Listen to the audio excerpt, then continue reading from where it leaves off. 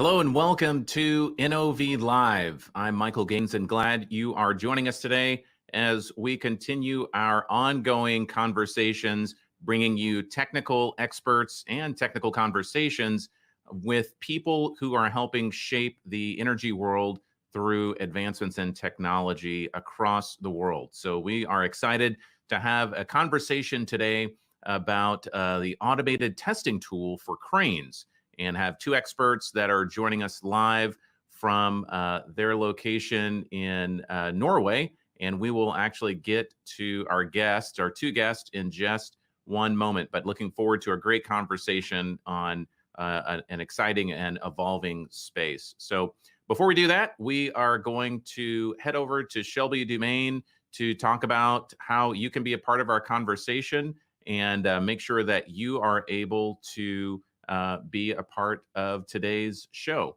So Shelby, good to see you today. Good to see you as well, Michael. I'm really excited. I think it's going to be a really great conversation, a really great show in store for our viewers. So if you're watching this at home and you want to get involved in the show, the best way you can do that is by commenting below.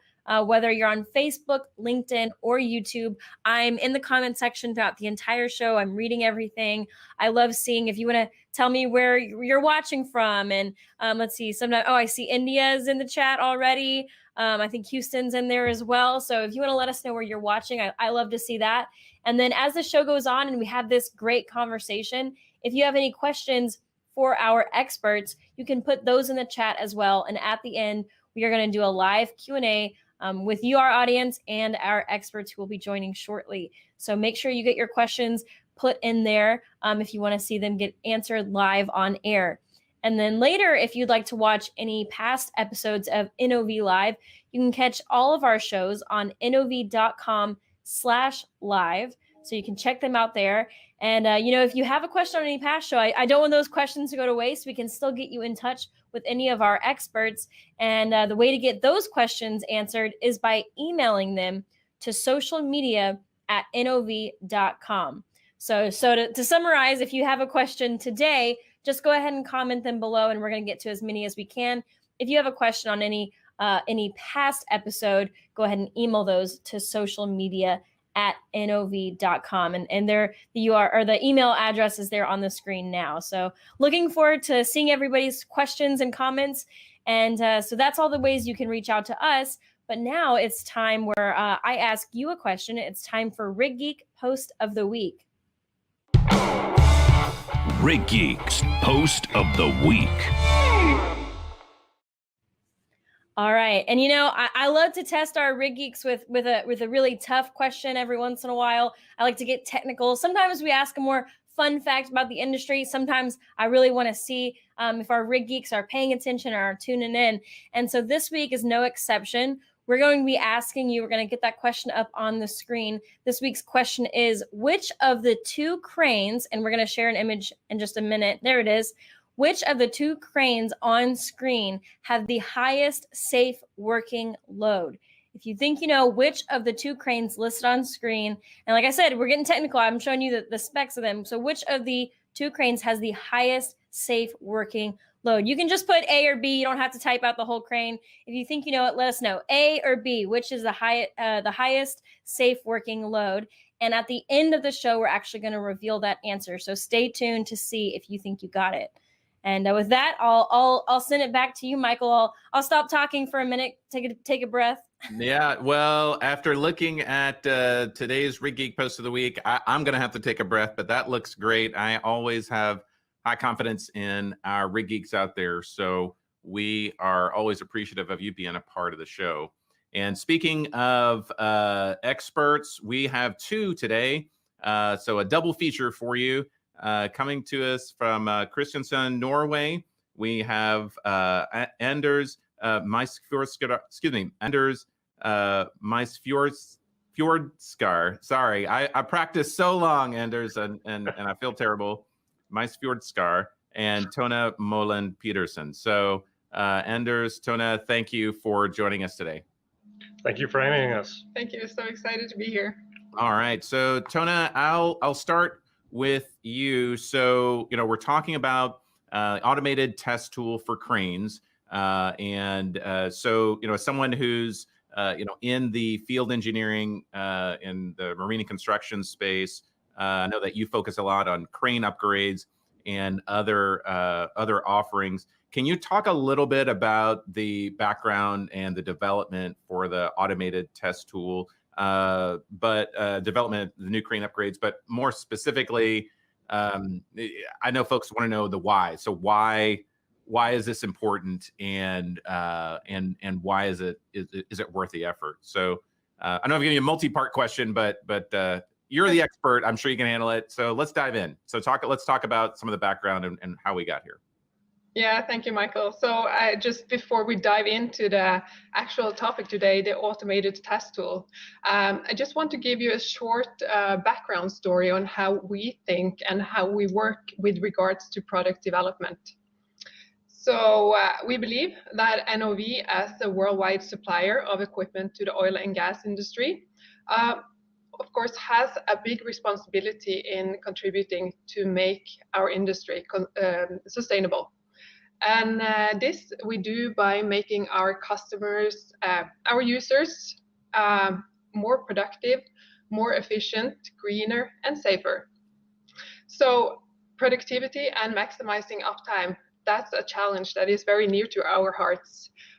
It's something that our engineers in marine construction, Anas and his team, for example, they're striving for in all work they do. So whenever they see a process or a challenge that can be optimized, it's almost difficult for them not to start poking it or tinkering with it, to see if it can be made better somehow, more efficient, or even unnecessary if so. And this is actually what inspires us on a daily basis. It's why we go to work every day, both me as a salesperson or as an engineer in marine and construction. Mm-hmm. So actually, we believe that if we are able to make our customers competitive, we become more competitive. And this is what the automated test tool that we are presenting today is actually like a typical outcome of such a successful innovation process. Mm. So Anders, I'll pivot over to you, and Tona, thank you for that good overview. I was jotting some notes down. So I heard Tona talk about safer, greener, increased productivity. And I'm a fan of really diving into definitions of words. And when I'm hearing those, I'm almost seeing a potential where some of those might be could be perceived as in conflict with each other. So can you talk a little bit about that? Do you think that's the case? And how are you able to address all of that in your approach? Yeah, so that's absolutely right. There are challenges. So we're talking about lifting and handling equipment, and lifting anything at height has a very high damage potential, because it's very easy to put heavy loads up in the air, and once they're up there, they constitute a potential hazard for dropped objects. So there is a lot of effort going into safety standards of our cranes, and we build in a lot of safety features. These have been successfully increased over the years. But for a safety feature to be effective, it needs to be verified and validated. So the safety standards and according to classification societies or safety standards from our customers state that these systems needs to be tested from time to time. So testing such safety systems like automatic overload protection system or a specific type of brake system for a winch or a slew drive, that's something that can be potentially challenging, and these have to be done on a periodic basis, right? So the period between testing a safety system could be between months or up to a year. But still, you might have to modify the system to perform the test, or you might have to introduce a heavy test load to perform the test itself. Hmm. So, and I would suspect then, to your point and your comments, that a lot of those efforts have a direct line to impacting operational costs. Yeah, exactly. In the latter case, where you have to introduce a test load to do a full safety test, you're in a situation where you have the bigger the crane you have, the bigger the test load you need to apply to it to test the safety function. And for anyone having tried to move really heavy loads offshore knows that it's both challenging but also very expensive. Not only do you need to acquire the test load itself, you need to transport it to site or even offshore. You need to handle it before the test, you need to handle it during the testing, and you need to handle it after you've completed the safety test. So in those aspects, you're torn between having the best possible safety standards and having the highest efficiency and the most productive days. And sort of in that aspect, we figured that there has to be a way of combining both productivity and safety. We wrote every line of code in the crane. We mounted every bolt. We welded every seam. So we figured we have to figure out a better way of doing this. I'm curious because I know that in speaking with many of the colleagues here at NOV, that hunger for solving that challenge is really a big driver. So in this case, in looking for that equilibrium and kind of coming together as a team, what were you able to discover in those efforts?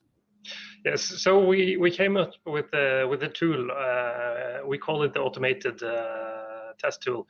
But it's more like you could call it a platform even. So it's a collection of test features that are able to verify the functionality and the integrity of your safety system and also the performance of the crane. We're able to test all these safety features without the use of test loads and without the modification of the crane control system or the hardware related to the lifting equipment. We're also putting this ability in the hands of our customers, our users. So you don't even need skilled service personnel to perform this test. So it's a tool that's implemented on a rugged EX certified tablet. So it can be run on anywhere, on any platform or any vessel.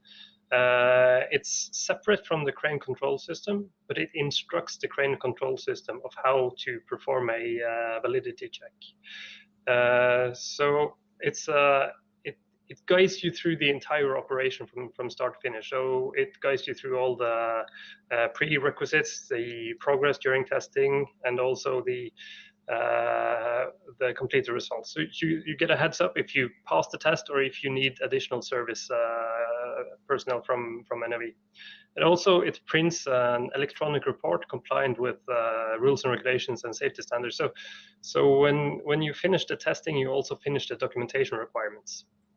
Yeah, so those tests that you mentioned, Anders, it could actually set you back like a $5-figure amount a year. Isn't that right? Yeah, or more even. So yeah. That's only the things that you know, the periodic maintenance. And if you have an unexpected event like an unexpected overload or something happening that wasn't supposed to happen, you have a choice of either erring on the side of caution and sort of taking the crane out of service, or in this case, if you have the right tool, you could say that, okay, we can actually check the validity of the safety system. We can check the holding torque on the brakes and the motor capacity, and we can see whether the crane is safe to operate until you can do a full service review with NOV. So it's enabling the crane to be used and helping the customer help themselves. Mm-hmm. Yeah, I mean, I really am fascinated with the way that this is able to reduce the amount of effort, costs, and other considerations. To your earlier point, instead of having to have testing loads and personnel and procedures around that, you're actually able to allow the work that you and the team have done with respect to the automated test tool to help with that. And I mean, I'm thinking of maybe not in this particular aspect, but I've I have lots of machines in my life. I wish I had this automated test tool that could work, because it's just like it just makes sense. So that's really, really interesting. And I know that we have folks that are online with us. So if you have a question or comment on something that you've heard Tone or Anders mention, feel free to put that in the comment section, whether you're watching us on LinkedIn, Facebook, or YouTube. And we'll bring Shelby in a little bit later in our program to get those questions answered. But again, for those that just joined us, we're talking to Anders Meisfjordskar and Tone Moland Pedersen from Kristiansand, Norway. And we are talking about the automated test tool for cranes from the marine and construction team here at NOV.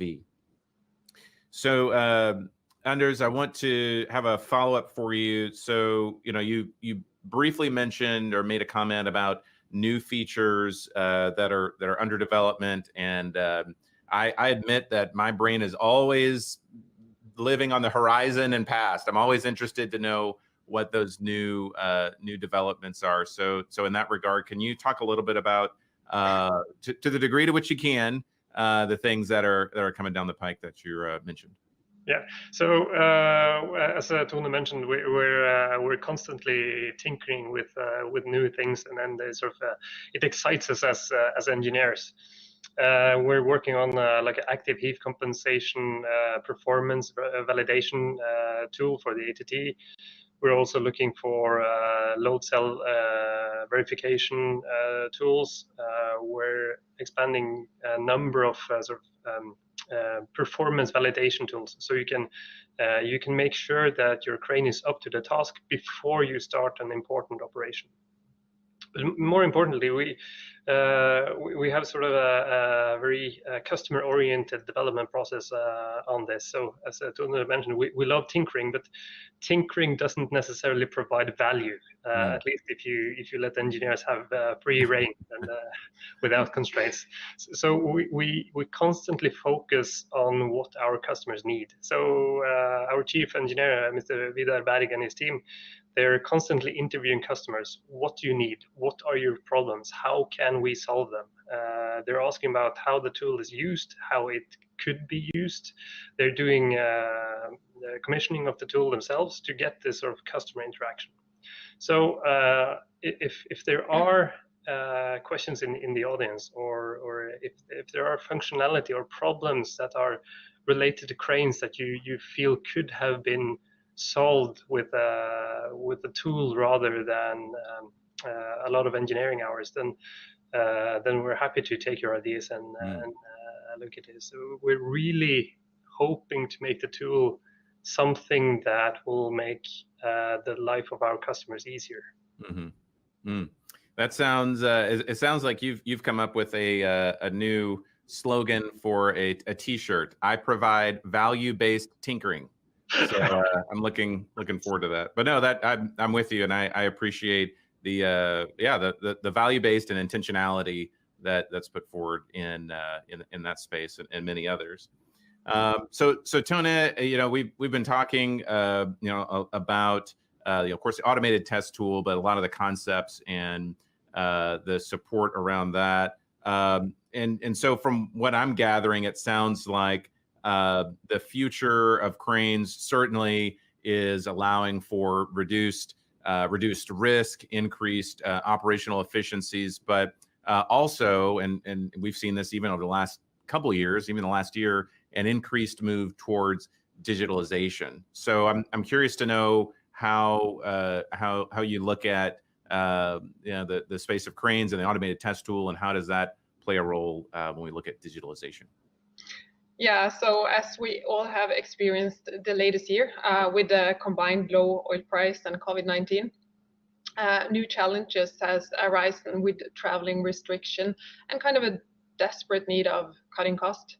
And this has forced us, obviously, to speed up the automation processes to try to give our customers more and better remote support.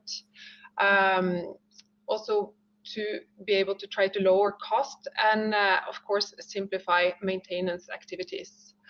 So with this in mind, I would like to mention that for the automated test tool, in addition to being a test platform, it's also a very powerful condition monitoring tool. And together with upgrades like eHawk and the machine recorder, it actually serves as the basic tools you need in your crane to perform condition monitoring. Mm. Wow, that's really, I like that, that all of that is baked in. One other item that has been a phrase that I've heard over the last several years and certainly increasing in popularity is the idea of condition monitoring and providing that capability for technologies and products. I know NOV has some of those capabilities in some other spaces. Can you talk about, Tona, how condition monitoring plays a role in the automated test tool? Yeah, so just before that, I just want to give you just a bit small insight in the two additional upgrades that I just mentioned. Ah, yes. Just for you to understand the connection between them. So we have the machine recorder, MREC2 it's called. It's our crane logging system. Which gives you valuable insight in usage of key components. It provides lift log data, utilization log data, and a signal viewer. All this is visualized on a monitor in the crane cabin or on a tablet, actually the same tablet as you use for the automated test tool. For the eHawk, it ensures remote connectivity, enables remote support. It brings the data up in Max Cloud. And in addition, it offers technical support service 24/7 by our subject matter experts. In addition, we are also working on increasing the potential for over-the-air upgrades of our cranes, and this has become more and more important the latest year due to the travel restrictions. All in all, these two tools that I just mentioned, plus the automated test tool, with this installed in your crane, it will give you almost endless possibilities with regards to condition monitoring and crane diagnostics. And in addition to that, I just want to mention that we are in cooperation with the Rig Center Group, currently working on an even more complete condition monitoring package that enables onshore monitoring and possible integration of the customer's maintenance system into our platform. Mm-hmm. Wow. So yeah, just all this information regarding the condition will eventually enable our customers to move from traditional periodic-based maintenance and towards a condition-based maintenance. And that's a very high priority from our customers today. Mm-hmm. Right. Yeah, and I can certainly see that, and that definitely goes in line with the operational focus and space of really making sure that this is providing the value that our customers need. And so I'm that's exciting, and it sounds like based on what we have and the automated test tool development that has already occurred, that in some aspects this is just the beginning of what can happen. So that's really excellent, and thank you for that explanation. It was really helpful. So I think at this point in our program, we're going to go ahead and bring Shelby Dumaine in to get some of those questions answered. I've been again glancing over and seeing some of those look like they're still coming in even right now. So I'm going to get out of the way so we can get those questions answered from our viewers. So thanks, Shelby. Absolutely. Yeah, we got some great ones already. And if you still have questions, quick send them in now. And we still have a few minutes while we're answering some of the ones that we already have in. So you're not too late if you still have one. But this first question I actually wanted to ask from Gulam on LinkedIn. And they were wondering, how does the ATT automated test tool affect value as far as, return on investment, maybe how it affects the time schedule. Could you talk a little bit to that? Yeah, so normally we see with the ATT, the return of investment is within a year. It's a great value in with less on-site service personnel. You don't need to have the test loads, less unproductive days. So yeah, the return of investment is coming up quite fast. Yeah, absolutely. And what about as far as the does it reduce time, or how does it affect the time schedule for the cranes? So typically, it of course depends on the system, right? And it of course depends on the availability of test loads, etc. But as I said, getting say a 100-ton load, a lump steel weight offshore, that could take from days to weeks, and depending on how efficient your layout is, it could be days of work to get this test completed. It of course depends on the type of crane situation you're in, whether you have to take the crane out of service to do it. But definitely it will add days to your regular schedule, and those are days you can't do anything other than testing. So typically these efforts are reduced significantly, and also it reduces the bar to testing safety systems. So you no longer have to wait for the perfect opportunity to test these. You can just do it in half an hour, where you would normally take days of preparation otherwise. Excellent. And Lily on YouTube actually asked a question that I myself had, which is, how complicated is it to keep focus on the test tools? So I'm interpreting in the way of while you're running the test, and it's really simple. So it's like the animation showed. It's you can't go wrong. You're guided through every step. You're safely guided through the entire test. So it's very easy to complete, and it's very easy to abort if you don't feel safe, etc. Also, the different type of tests you can perform is very easy to maintain and get an overview of. And of course, if there are any sort of detailed questions into this, we'd be happy to perform a live demonstration, for instance. Excellent. We got another question here from Hassan Ali on LinkedIn, and he's wondering, how do you test the crane for different loads before delivery to customers? And if that is something we can say on here. So could you repeat the question again? Yes, he asked, how do you test the cranes for different loads before delivery to customers? So the cranes, they have a very rigorous test scope that's typically defined in the rules and regulations for cranes. So they are tested to full capacity and also tested to overload in certain aspects. So those regular and classification society determined tests, they are performed as normal. But the cranes are always tested to full capacity and beyond.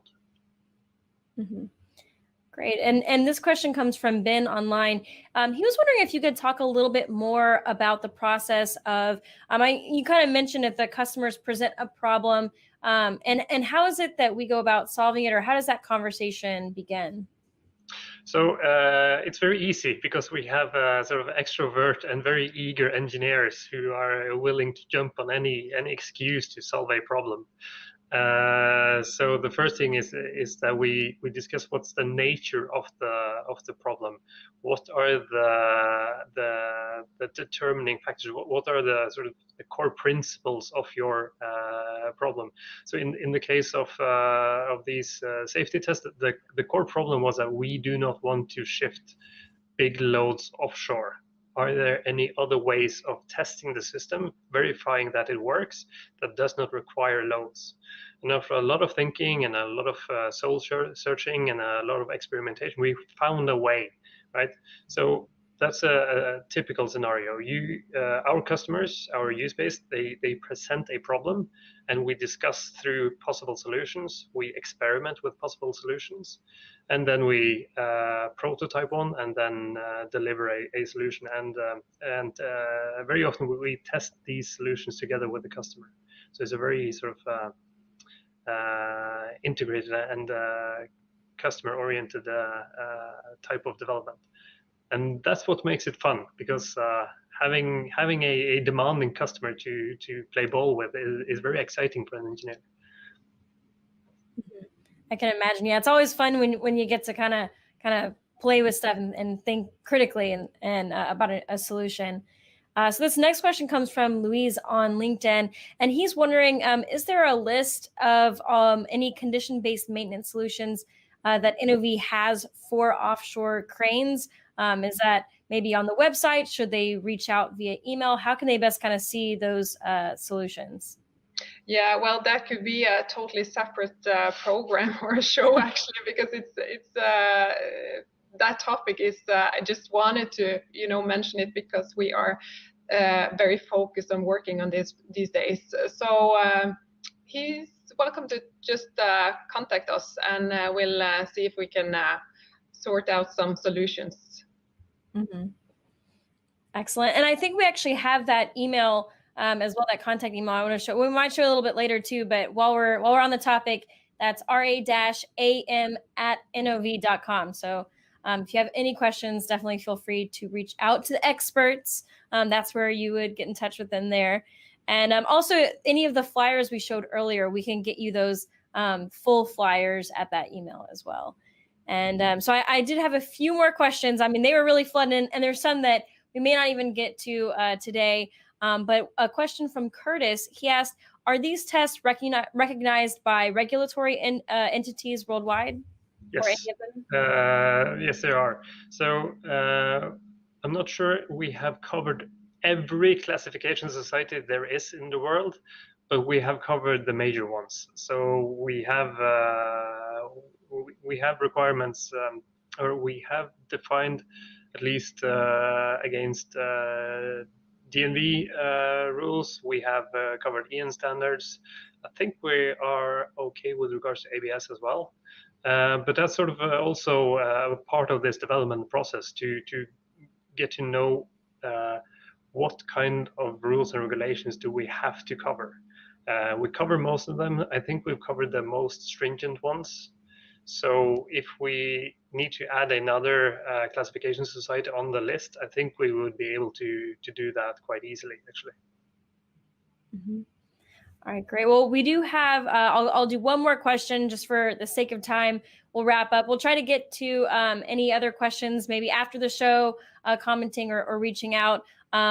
Before I ask the last question, I did want to mention, Mr. Skansen, we don't usually go, price can differ so much case by case. So definitely reach out via that email, ra-am@nov, to talk a little bit more specifically about pricing. But I didn't want you to think I wasn't seeing your question.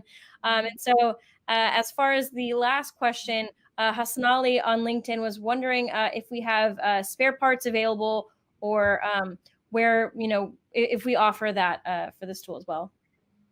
Yes, of course. So it's part of our. This is an NOV product, so it goes into the NOV portfolio. So it has all the benefits of our very thorough aftermarket and service and spare parts organization. So yes. Excellent. Well, I think that's all the time we have for audience questions. So I'm going to bring Michael back in. Any closing remarks?